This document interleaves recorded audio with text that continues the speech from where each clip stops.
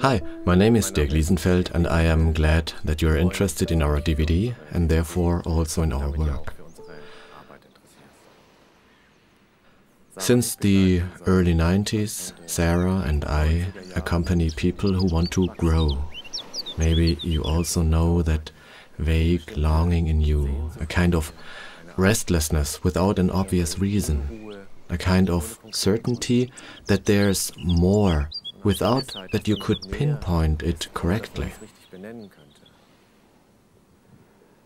Some time ago, the following sentence has been quite helpful for me. Where is thirst, there must be water, because the one implies the other. So I decided to look out for the so-called water of life. The water of life is not found in the outside world, not friends, partners, career, but you'll find it only deep within yourself.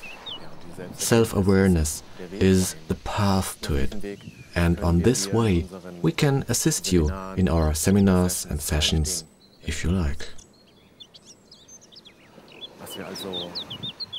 So, what we offer can best be described as tantric self-awareness? Yeah, or self-awareness with tantric roots, perhaps. Well, we do come originally from the tantric tradition. We use a lot the physical level, but not only related to the sexual energy, but much wider. Not that we give a teaching that is based on certain techniques or concepts, but we follow a path that invites you to explore. Yeah, right. It's not about a new religion and neither about any knowledge about anything. But yes, actually, exactly the opposite, right? All that is taken for right and important has to be questioned on the most profound level, not with the head, but with the body, with the heart. Self-awareness is a way for us which starts in the body, but also leads far beyond.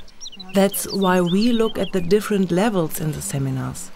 You for yourself, you in interaction with somebody else, and all of us in the group. And then again, that is symbolic for your life.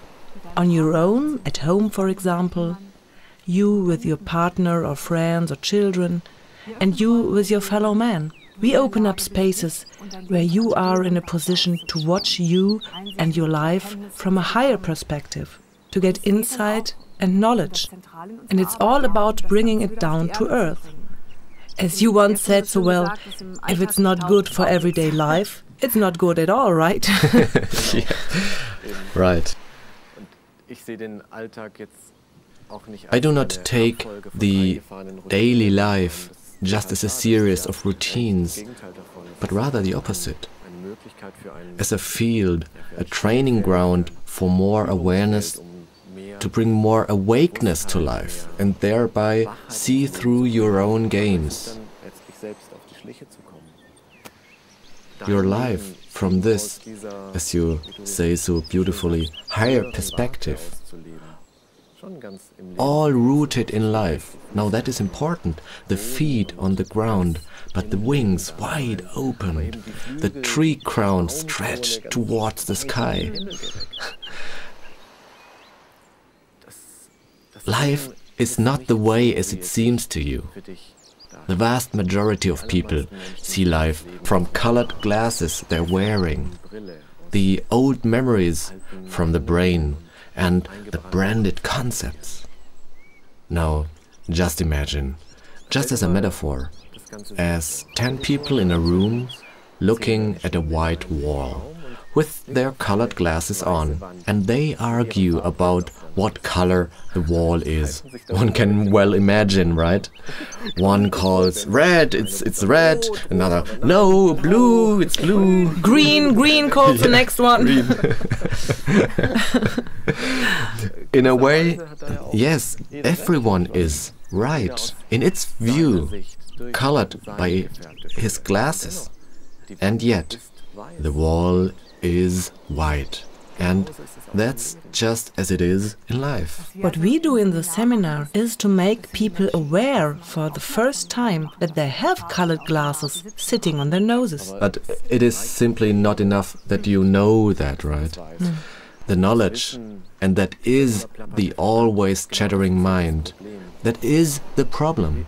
We rather create situations and settings in which that becomes so clear that you cannot overlook that thing on your nose any longer, so that you can realize that and take them off. That is part of enlightenment. As long as the self-realization that I see the world from my color and not as it really is, it's not deeply rooted. There is a part in every human being that resists that insight like the plague. Really the ego, the mind, the brain, as you like to call it. And everyday situations mostly do not suffice to overcome it. It's like a kind of utter fearlessness, which you must find to let go of this part of the personality, this self-image. Your own history must be pulverized in your brain by yourself. My goodness, that's one thing. But before that, there will not be any peace, neither in you nor in your life. At least no peace that is deeply rooted, which one can no longer identify as such, that stays for good. This is really some kind of turning point. The main concern of most people is but to avoid the unpleasant and to seek the pleasant, right? This is simply exhausting, isn't it? Especially as, indeed, the whole life revolves about constant thinking. Oh, tomorrow I still have to, and if that won't work out right, and there was something, and the last time...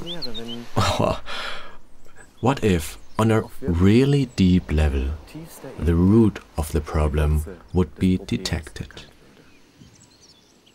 That which we call desirable or undesirable would be invalidated. Now, what is the real problem in life? But not what's happening in the outside, but what you make of it inside yourself, in your mind and feelings, right? What is in you? What makes you say in different situations, "Oh yeah, great," or "Oh no, terrible"? Remember, things are not always what they seem. That what you fear or dread might perhaps be the biggest growth opportunity in your life. Nothing in life is good or bad in itself. The wall is always white. If you recognize that, if you can give up because of your own realization, that previous absolute attitude, then you can free yourself with one blow at the deepest level. If you see through how this demon, this false construction of the ego works, or that it does not really exist at all, everything is over and done with. And it's simply not enough if there is only understanding. There is no such thing as a head enlightenment. It's deep inside you, beyond the mind, more down here. And in the beginning, it is often also quite unsteady, especially in delicate situations. It is lost quickly. In highly emotional situations, for example, a dispute or when falling in love, there are simply situations in life when it seems to you for shit that you're right with your point of view. But that is bad. I know it. For instance, a separation or death or war, right? There are situations in which one thinks, this is exactly so, and I have a moral right, period. And to recognize that there is at least another truth and be at peace with this. Even more than that, I'm no better and no worse than the others. Do I have real compassion? in the sense of allowing other people's view in me? Do I have such a freedom in me, an inner wideness? Can I break the boundaries of my thinking, my ego? The ego tries, of course, again and again to prove itself by emotions. And the effect, if one's just emotionally affected, is damn real. This presence, the ability to leave these films, to take off the glasses that you mentioned, usually arises quite slowly, step by step, and has to be gradually integrated into everyday life. As the saying goes, if you think you're enlightened, then spend a week with your parents. Right. We are often with our parents. What do we do specifically in the seminars? We don't have any definite plan, not a fixed concept. We experience on the basis of certain techniques. Massages, breathing meditations, exercises, qigong, pair exercises, sweat lodge. Ice swimming? With ice swimming afterwards, right? We do a lot out of the moment, are very creative. These techniques in themselves have no real benefit. No technique has. But they'll get you exactly to the point where you can recognize your own glasses. They are pre-exercises for the real life, outside the seminar room. And this is our actual job. We will open and present areas in which everything can show in full size, which wants to surface. You are fully welcome to us, with everything, also and especially with that which makes you perhaps unsure or uncomfortable or afraid. As I said, we have no fixed seminar concept, but we do go with that which wants to show up. And that's the real art of living, to be at ease with what is there in every moment. What great moments, and there is devotion to what is, by all people in the room at the same time. When all at the same moment take off their glasses and see themselves and the world as it really is. Yeah, and that's really beautiful. And then even beyond that, that it really makes a huge difference in everyday life for many of the participants afterwards. More and more and more. If you like, you may visit our website www.liesenfeld.com and click on, what's it called? Feedback from the participants. Feedback from the participants, or just browse a little. We would like to invite you now to join us for a few moments on a beautiful journey to your inner being, if you have a few moments to spare. Just pause the video for a second and create a quiet, undisturbed environment and sit down relaxed and upright. Okay, are you ready? Then you may close your eyes. It is always easier to look inside if you close your eyes.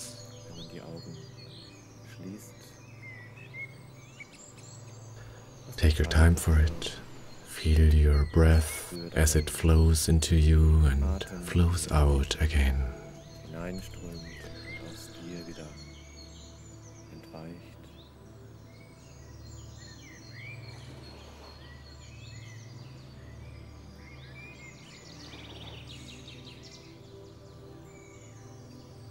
And now your inner attention directed to your root chakra, the lowest point of the upper body, just below the sexual chakra.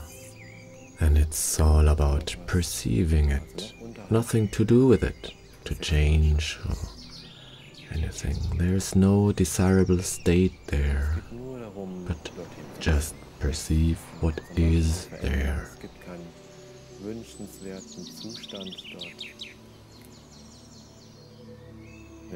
No judgments of beautiful or ugly, just watch.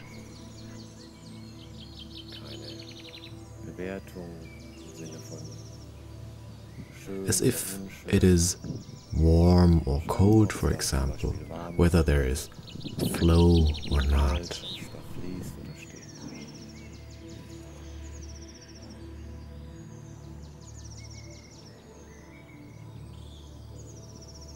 Then you go up higher with your attention to the area within your pelvis, the sexual chakra. And also there, keep a neutral observation of what you find there. Perhaps it is easy for you or difficult to direct your attention to this area.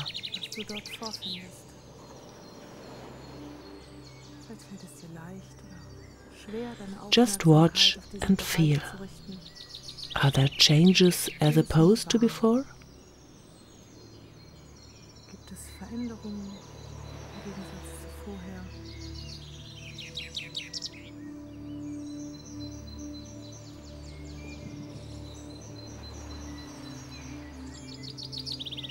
And now let your attention rise higher again.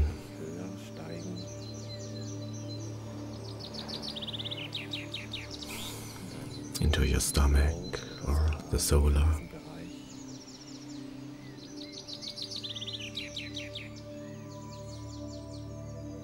What do you feel there? Is it still or moving? Can you perceive your whole stomach?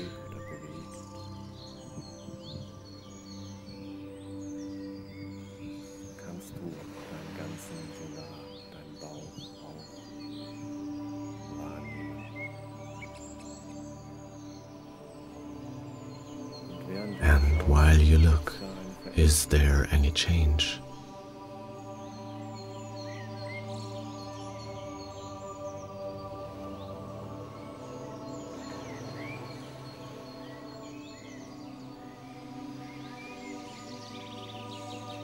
With the next inhalation, you can lift your chest and stretch it very wide.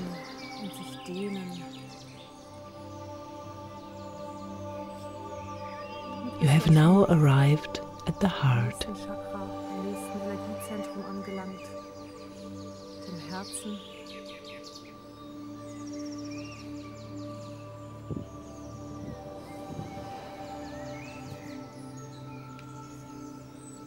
Watch again the perhaps completely new feeling in you when you direct your attention to your heart.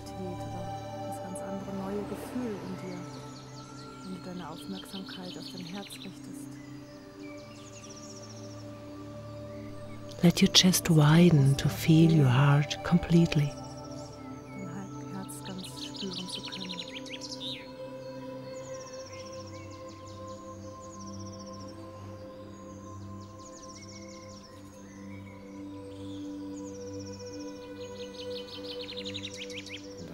So you may let go of that once more. Now look internally to the area of your throat. Can you create an image that your awareness is such a thing as the warming rays of the sun?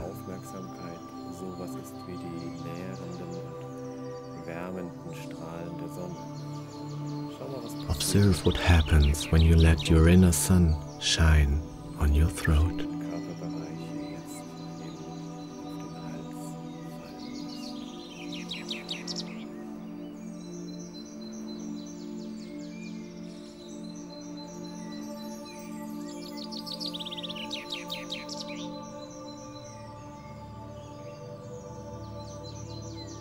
Then you rise up a little bit higher to the area between your eyebrows, the third eye.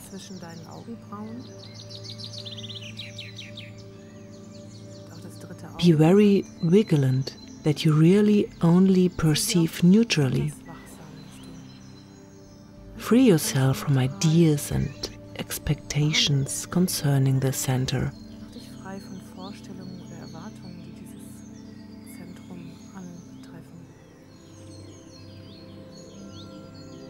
Be completely honest with what you perceive.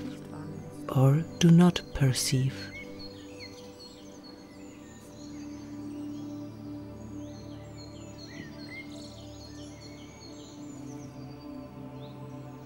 And finally, to the highest point of your body, the top of the head, the crown. Perceive this first from the inside out, meaning the point just below the skull. What is there beyond thoughts? What can you feel with your body?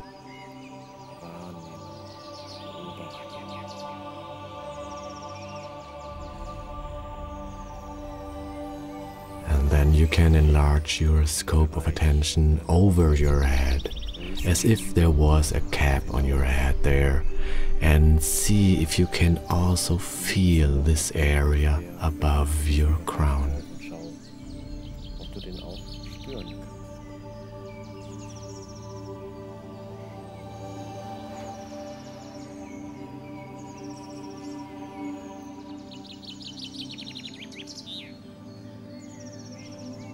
And finally, you take a deep breath and feel once more all the chakras. The root chakra, sexual chakra, solar, heart, throat, your third eye up to the crown. All the energy centers at once.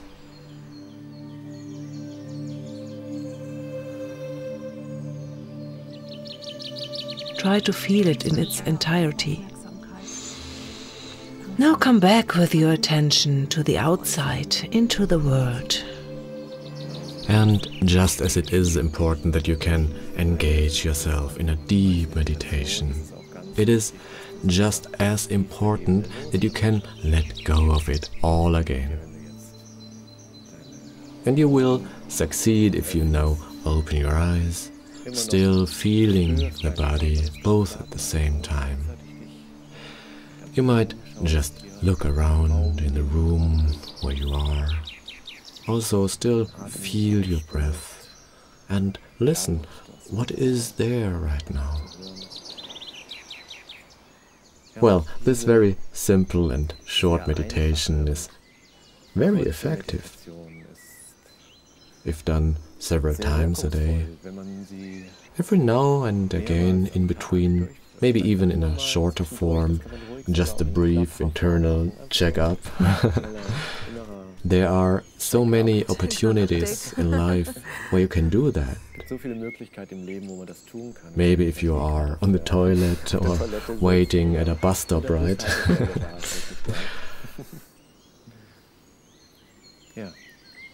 Well, have a good time in life and delight yourself and every being with your existence. I would also like to say goodbye to you and thank you that you have given us your attention.